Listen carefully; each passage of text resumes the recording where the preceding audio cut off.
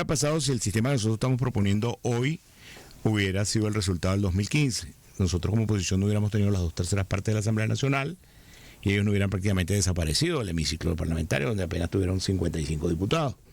Y les decía que nosotros, con el mismo resultado electoral del año 2020, en vez de ser 20 diputados hoy, seríamos 57, 58 diputados, lo que significa que seríamos una representación mucho más plural, mucho más nutrida y mucho más interesante para el debate político en la Asamblea Nacional. Pero este esquema de que el que saca un voto más se lo lleva todo, hizo que ellos se quedaran con la Asamblea Nacional del año 2020, entre otras cosas porque la otra oposición, esa de la que tú estabas hablando, decidió que no había que participar de la elección parlamentaria. Y llamaron a la gente a no ir a votar. Y ellos con el 25% del padrón electoral se quedaron con el 93% de la Cámara. Y nosotros somos apenas el 7% de la Cámara al día de hoy. Y somos 20 diputados de 277, con muy poco margen de maniobra. Casi todo el margen de maniobra es producto de la negociación y de la conversación, y no producto de una cuenta numérica de la que vamos a salir evidentemente desfavorecidos como consecuencia de ese resultado. Pero además, les decía a ellos que para la construcción de grandes mayorías, como son las mayorías calificadas de la Cámara, las 2/3 partes, tú fuiste parlamentario, has sido secretario de la Cámara, conoces bien el tema, y para las leyes orgánicas requieren las 2/3 partes de la Cámara, y eso te obliga a construir consensos con ambos sectores, con el que tiene la mayoría, pero con la minoría que no es una minoría insignificante, y te permite acordar modificaciones de leyes orgánicas, acordar la designación de los altos poderes públicos, entiéndase poder moral, entiéndase Consejo Nacional Electoral y Tribunal Supremo de Justicia. Ahora, Oscar, y con eso que tú llamas la otra oposición, pues que la que estuvo en torno a la candidatura de Edmundo González Urrutia, la que tiene partidos que incluso no pudieron utilizar la tarjeta, caso del MAS, por ejemplo, la que agrupa factores como la plataforma unitaria, etcétera. Con ese factor no hay ningún elemento de negociación, de conversación sobre estos temas electorales. No hay ninguna conversación. Las conversaciones se producen casi que por debajo, entre la propia militancia de base de los distintos sectores de la gente que te dice que quiere participar. Por ejemplo, los compañeros de Nueva Esparta que quieren ser candidatos a concejales, que quieren ser candidatos a alcaldes, que quieren ser candidatos a legisladores regionales.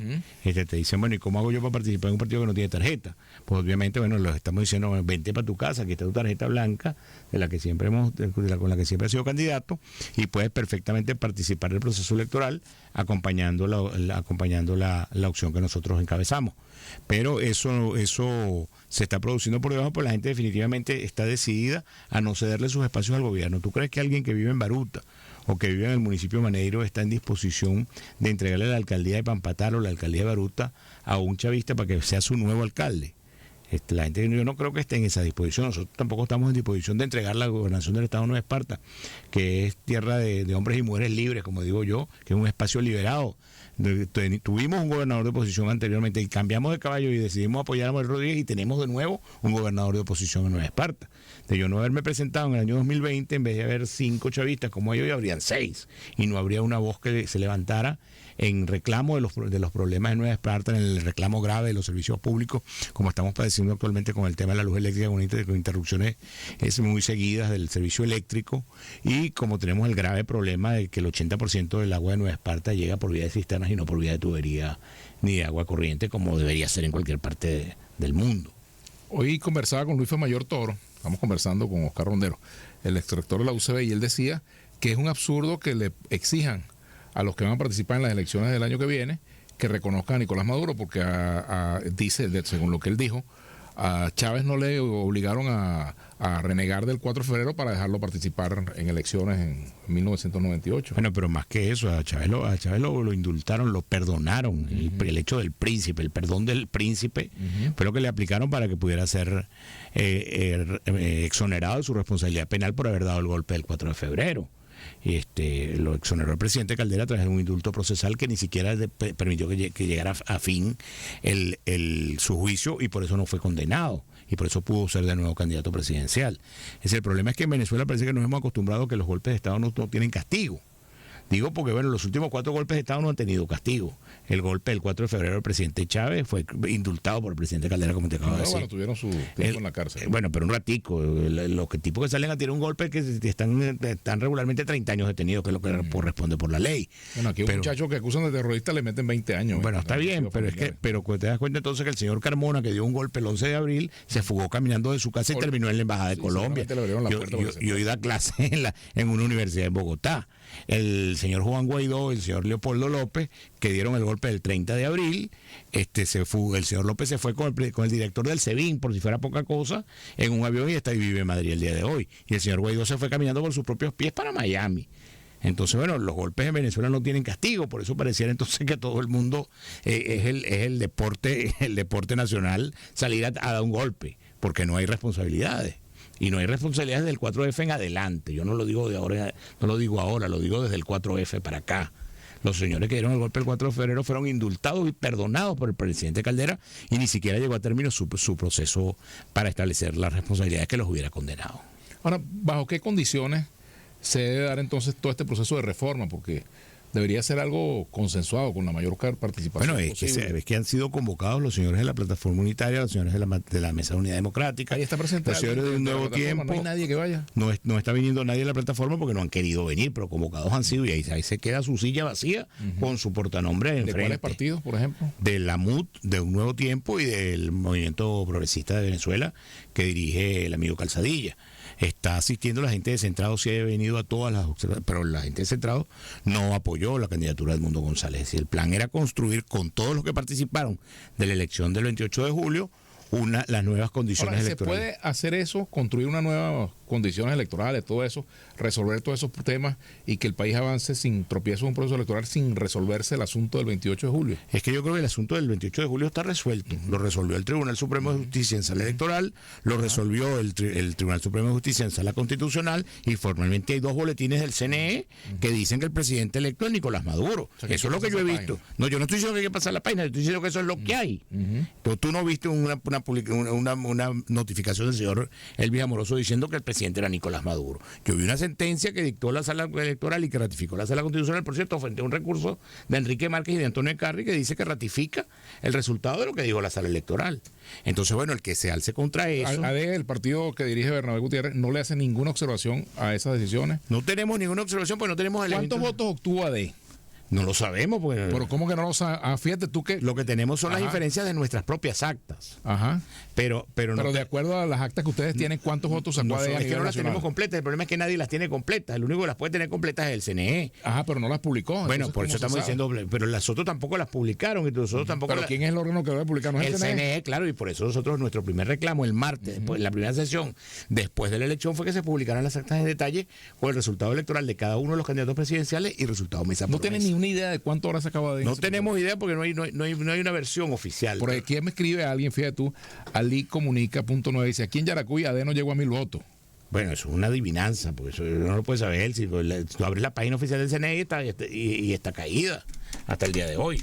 Eso no lo puede saber nadie, ni lo que sacó AD, ni lo que sacó ninguno, porque no hay una publicación oficial en el detalle candidato a candidato. Lo que dice el último. Y eso es irregular, ¿no? Claro que es irregular, pero... Porque fíjate que en los datos de la Asamblea Constituyente del año 2017, creo que fue que se convocó 2018, tampoco hay datos de los votos, no hay un boletín que cerrara los votos. Y nunca hubo un boletín de cierre.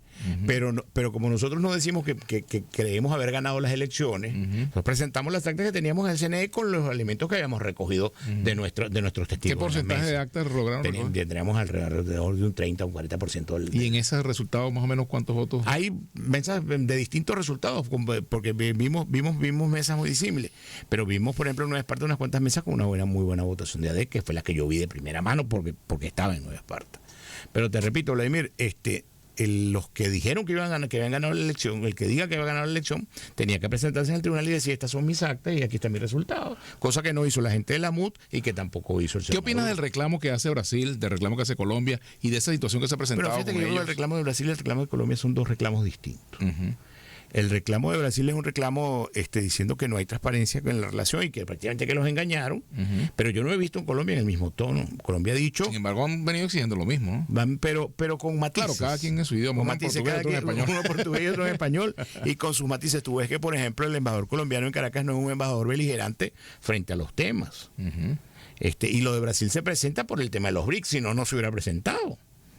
Bueno, ya ellos previamente habían dicho que estaban exigiendo al gobierno que publicara. Claro, pero si no se hubiera presentado la porque situación, de acuerdo a lo que dicen ellos, que el gobierno les ofreció que iban a que el gobierno les ofreció, no solo a ellos, le ofreció al país. Incluso el propio CNE. El propio CNE. La sentencia, claro, no vaya tan lejos. Las dos sentencias. A presentar los resultados. Las dos sentencias, claro. La de la Sala Constitucional y la de la Sala Electoral, dice que el CNE debe publicar los resultados detallados. Ahora, es una responsabilidad del CNE, no es una responsabilidad ni de AD, ni de la MUD, ni del propio candidato Maduro. Es una responsabilidad del Consejo Nacional Electoral. Oscar, pasando a otro punto de la reforma que tú quieres pasar la página también. No, yo no soy CNE ni nada. Tú me acusas de querer pasar la página. No, quiero ir a este tema, porque resulta que es una página demasiado pesada que yo no la puedo pasar solo. Así es. No la puedo. Ni entre los dos. Ni que quisiera. Así es.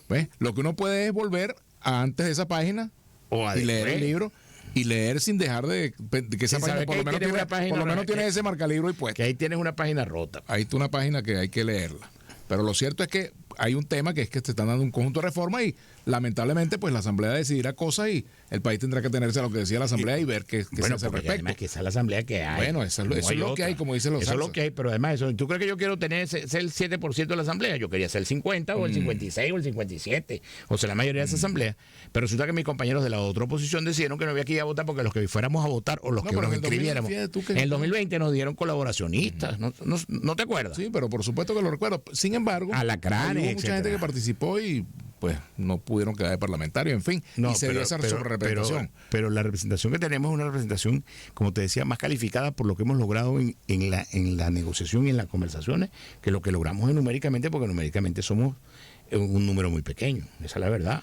Pero, por ejemplo, la propuesta esta de la proporcionalidad creemos que está pasando, y la proporcionalidad, y alguien dijo que se estaba colando. No la estamos colando, la estamos proponiendo y hemos logrado convencer al gobierno de que eso es lo que más le conviene al país, porque eso nos permite construir consensos alrededor de las decisiones, de las grandes decisiones que requieren las 2/3 partes de la Asamblea. Bien cuando ellos son mayoría o cuando nosotros seamos mayoría.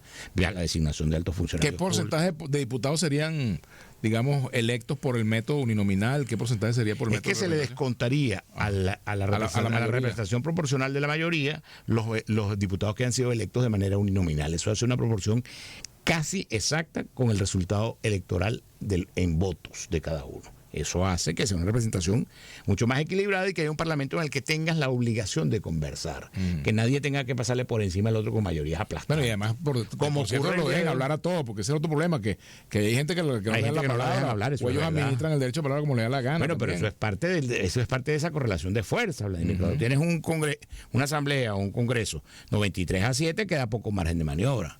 Ahí te queda decir, bueno, nosotros regularmente, a nosotros nunca se nos ha negado el derecho de palabra. A nosotros nos respetan nuestro derecho de palabra y decimos lo que nos da la gana y en el tono que nos da la gana. Y lo hemos dicho hasta ahora sin ningún empacho. Y lo tenemos que decir porque así ha sido. Pero además sabemos que hay gente a la que se le cercena su derecho de palabra. Allá ellos que lo permiten. Bueno, si tú eres un diputado, ¿qué vas a hacer? Pero fíjate, volviendo a otro punto que es importante, que es el del financiamiento. ¿Qué van a hacer para el financiamiento? Tenemos un problema mucho más grave. Para no cumplir lo que dice el texto constitucional. Tendrían que ir a una reforma constitucional, porque la Constitución prohíbe el financiamiento público. El financiamiento público de los partidos, y además. Pero entonces, ¿qué pasa? ¿Cómo le buscas tú la vuelta para...? Hay dos mecanismos. Un mecanismo financiar las campañas, un mecanismo inmediato y un mecanismo inmediato. El mecanismo inmediato es una ley de financiamiento de campañas electorales que no están prohibidas constitucionalmente. Bueno, es una forma de subrepticia de lograr el financiamiento de las campañas, porque los propios proponentes, estoy de acuerdo que se haga, pero los propios proponentes del chavismo, que fueron los que aprobaron la Constitución del 99, hoy mismo entienden que es una etapa superada el tema de la prohibición del financiamiento. Sin embargo, quizás son los que menos lo entienden porque ellos tienen los recursos públicos y tú sabes muy bien cómo se abusa. Pero se han visto en la foto de que perdieron la elección del 15 y que podrían perder alguna posteriormente y no tener el financiamiento público a la mano. Entonces van a necesitar del financiamiento público o informal, digo, el financiamiento del Estado que ellos hoy regentan. Entonces van a tener que necesitar el financiamiento público formal y oficial que esa Constitución prohíbe. Entonces el mecanismo inmediato, ¿cuál es? Una ley de financiamiento de campañas electorales que en principio no están prohibidas constitucionalmente y una solución mediata de fondo, que sería la reforma constitucional que permita el financiamiento público de los partidos, sobre todo partidos grandes como AD, que tiene casas que sostener, ¿cómo hace para mantenerla si no tienes financiamiento público? Si un financiamiento público oficial, según tu resultado electoral, como era en los tiempos de la democracia civil, mal llamada Cuarta República, donde los partidos se les asignaba una cantidad de dinero público por vía del CNE, según su resultado electoral, hasta el MAS recibía financiamiento público. La causa recibió, cuando tú fuiste diputado, también recibió, porque tuvo una buena votación, y en función de esa votación tuvo una asignación de recursos. Que es lo justo, no nos equivocamos en la constituyente, pero también hay que decir que el país pedía eso en aquel momento. Está bien, pero lo que pasa es que no siempre lo que pide la galería es lo que hay que hacer. Correcto, pero se supone que para eso el clamor de la gente. Está bien, pero ese clamor mal atendido nos trajo este resultado, que ahora el único que se puede financiar una campaña es el que tenga el gobierno porque le mete la mano a la caja pública. Porque él administra. Entonces el otro tiene que ir a ponerse en manos del gobierno de los Estados Unidos o de las transnacionales para que le financien una campaña y entregar lo que eso significa, enajenar su voluntad al servicio de intereses extranjeros como consecuencia de que esos son los que los financian, que es lo que pasó con la MUT y con lo que ha venido con la gente de la otra oposición, que han enajenado su voluntad al servicio de los Estados Unidos y al servicio de intereses extranjeros. Esa es la verdad. Bueno, Oscar, lamentablemente se acabó el tiempo. Te agradezco mucho que me haya acompañado. Voy a protestar. Bueno, fue muy corto. Pero ¿qué culpa tengo yo? Si por mí fuera. Tú no eres el CNE. No soy el CNE y no soy dueño de radio tampoco. Bueno, gracias, Oscar. Gracias, Oscar Romero. Así es. Corta pero sustancial. Sustanciosa, perdón. Así es. Bien, queridos amigos, hemos llegado al final.